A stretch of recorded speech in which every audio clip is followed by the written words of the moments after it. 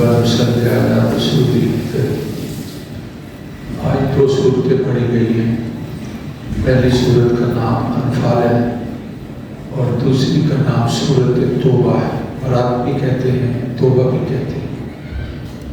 ان دو صورتوں کے درمیان بسم اللہ نہیں، یعنی صورت توبہ جب شروع ہوتی ہے تو اس کے شروع کے اندر بسم اللہ نہیں۔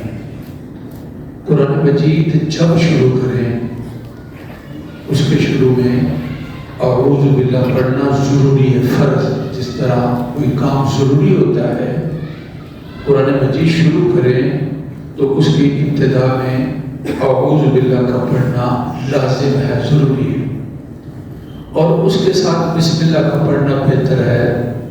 یعنی اگر وہ بسم اللہ کو چھوڑ دے تو گنجائش ہے۔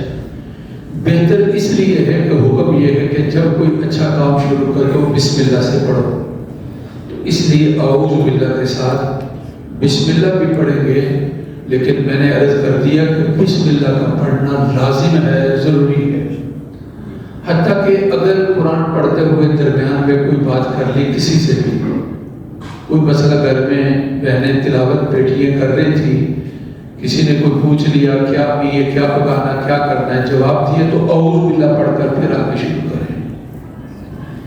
جب سورت شروع ہو تو اس کے شروع میں بسم اللہ پڑھیں گے، لیکن یہ سورت برات جو ہے پڑھتے پڑھتے یہ درمیان میں سورت توبہ آ جائے تو یہاں بسم اللہ نہیں پڑھنی۔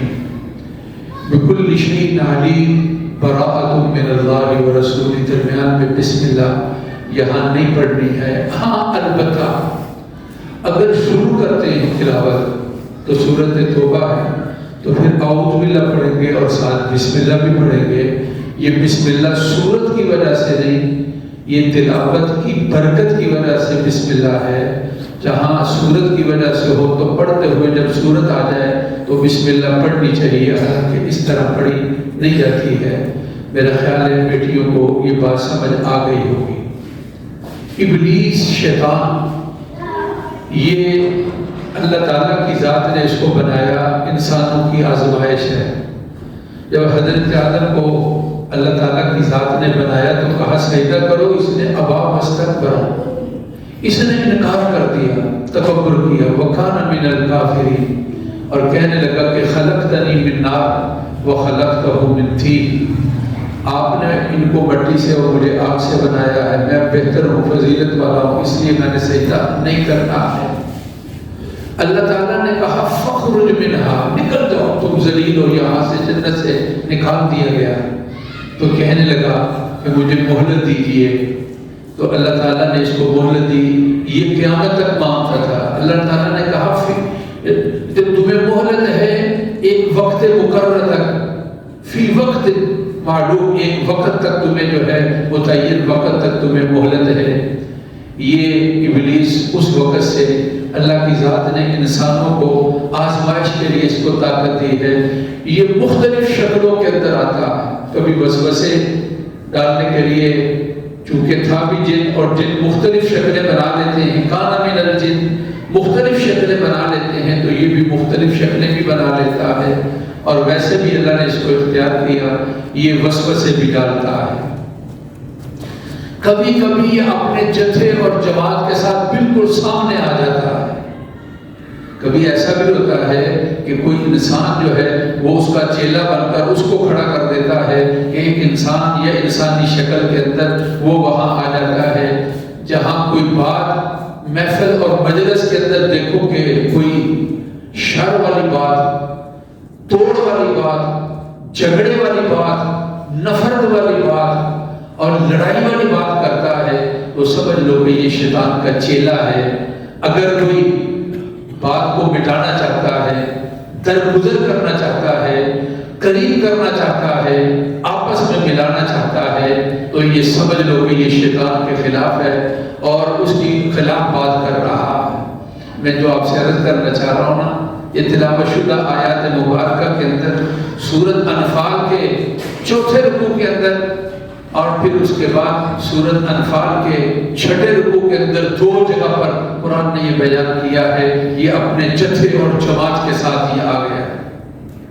جب بدر کی لڑائی تھی نا، یہ اپنی جماعت کے ساتھ آیا، کہا یمن سے میں فوجیں لے کر آیا ہوں، تمہارے ساتھ لڑوں گا دشمن کے مقابلے میں۔ قرآن نے کہا وَإِذْ زَيَّنَ لَهُمُ الشَّيْطَانُ أَعْمَالَهُمْ قَالَ لَا غَالِبَ لَكُمُ الْيَوْمَ مِنَ النَّاسِ إِنِّي جَارٌ لَكُمْ۔ شیطان نے ان کو ان کے کام خوبصورت بنا دیے اور کہا تم ہی نہیں جیتنا ہے، تم غالب ہیں اور میں اپنے ساتھیوں کے ساتھ تمہارے ساتھ ہوں۔ فلما تراءى الجمعان، جب جماعتوں کو دیکھا تو وہ بھاگ گیا۔ لوگوں نے کہا کہ ادھر آؤ، تم کہاں ہمیں جوش دلاتے تھے؟ اس نے کہا انی ارا ما لا ترون، انی ارا، مجھے جو چیز نظر آتی ہے وہ تمہیں نہیں نظر آتی، مجھے ڈر ہے کہ میں پکڑا جاؤں گا، اس لیے وہ بھاگ گیا بدر کی لڑائی کے اندر، وہاں پھر وہ کھڑا نہیں ہوا۔ یہ چوتھے رکوع کے اندر سورۃ انفال کے ایک واقعہ اور ہے۔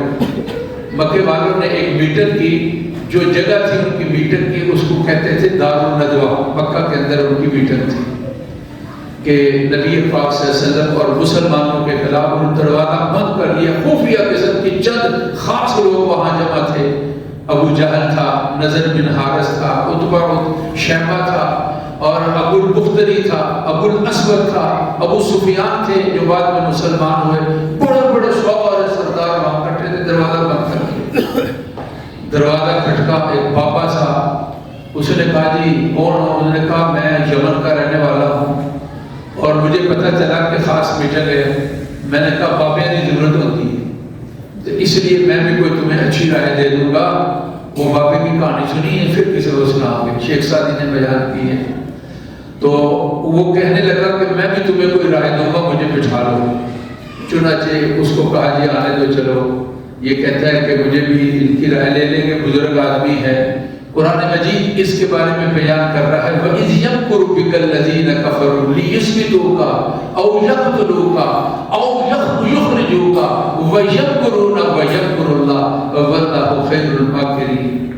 ایک آدمی اٹھا، اس کا نام بختری تھا، اس نے کہا میرا خیال یہ ہے آپ کو باندھ دو اور کسی جگہ پر کمرے میں بند کر دو اور ان کا کھانا پینا ختم کر دو، اسی طرح پڑے پڑے ختم ہو جائیں گے اور ہمیں اس فتنے کے اندر پڑنے کی ضرورت نہیں۔ یہ پاپا کھڑا ہوا، کہا نا ان کے ساتھی بڑے فدائی ہیں، ان کو پتہ چل گیا تو یہ پوری طاقت کے ساتھ تمہارے ساتھ لڑیں گے اور ان کو چھڑا لیں گے، یہ رائے ٹھیک نہیں۔ سب نے کہا جی بالکل ٹھیک ہے، اس نے بابا نے ٹھیک کہا ہے۔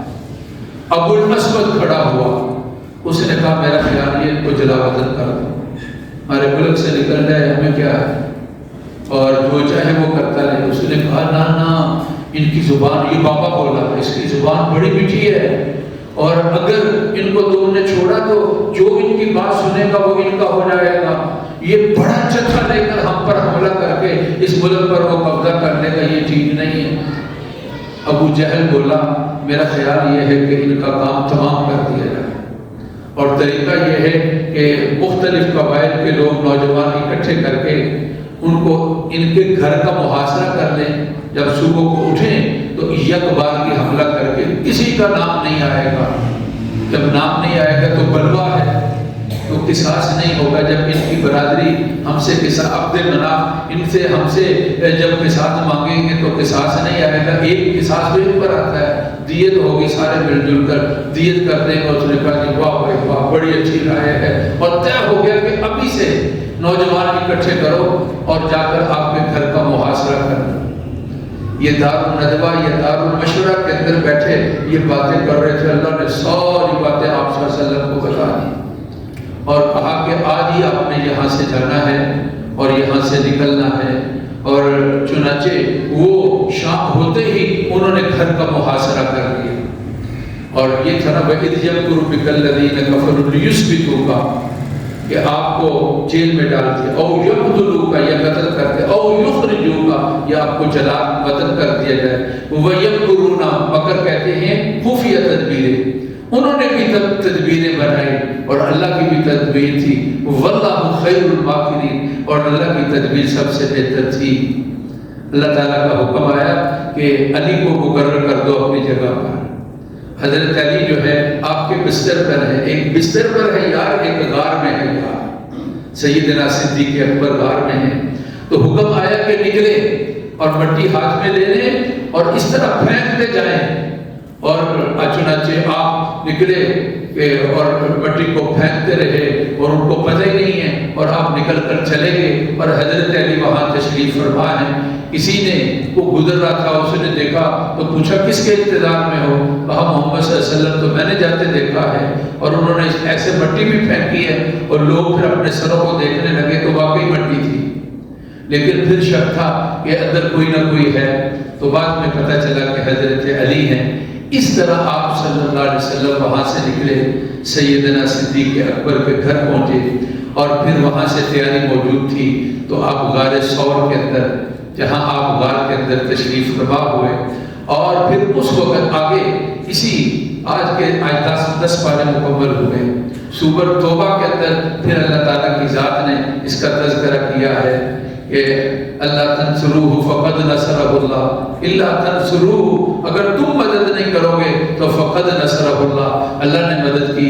اذ اخرجہ الذین کفروا ثانی اثنین اذ ہما فی الغار، جب آپ غار میں تھے، دو میں سے ایک دوسرا وہ کہنے لگا، اذ یقول لصاحبہ لا تحزن ان اللہ معنا، وہ اپنے ساتھی سے کہتے، یعنی صدیق اکبر سے، صدیق ڈرو نہیں، اللہ کی ذات ہمارے ساتھ ہے۔ قرآن مجید نے اس واقعے کو، تو شیطان کبھی اپنے جتھے کے ساتھ اور کبھی اکیلا اور کبھی وسوسہ ڈالتا مختلف شکلوں کے اندر، وہ بھی اپنے کام میں لگا ہوا، اور اللہ کے بندے بھی اپنے کام میں ہیں، اور اللہ تعالیٰ اس بندوں کی، اپنے بندوں کی حفاظت کرتے ہیں۔ اس پر بڑے واقعات ہیں بزرگوں کے، شیطان نے کس طرح وار کیا اور انہوں نے شیطان کے وار کو کس طرح ختم کیا۔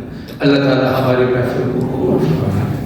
الحمدللہ رب العالمین، اللہم صلی علی سیدنا و مولانا محمد وعلی آل سیدنا و مولانا محمد۔ اللہ ہماری محفل کو قبول فرما، غلطیاں معاف فرما، مریضوں کو صحت دے دے، عزیز و اقربا ہر کرم اور فضل اور مہربانی فرما دے۔ بہنیں بیٹیاں مشقت کے ساتھ پہنچتی ہیں، اللہ ان کے لیے اس کے بدلے میں راحتوں کا انتظام کر، ان کو بچوں کی خوشیاں نصیب فرما، گھر والوں کی خوشیاں نصیب فرما، ہر حادثے، تکلیف، بیماری اور پریشانی سے بچائیں، دعائیں قبول فرما دیں۔ اے اللہ آپ نے جو توفیق دی، اے اللہ جو باقی پارے ہیں ان کی بھی توفیق دینا اور قبول فرما دیں۔ وصلی اللہ تعالی علی سیدنا و مولانا محمد و آلہ و اصحابہ۔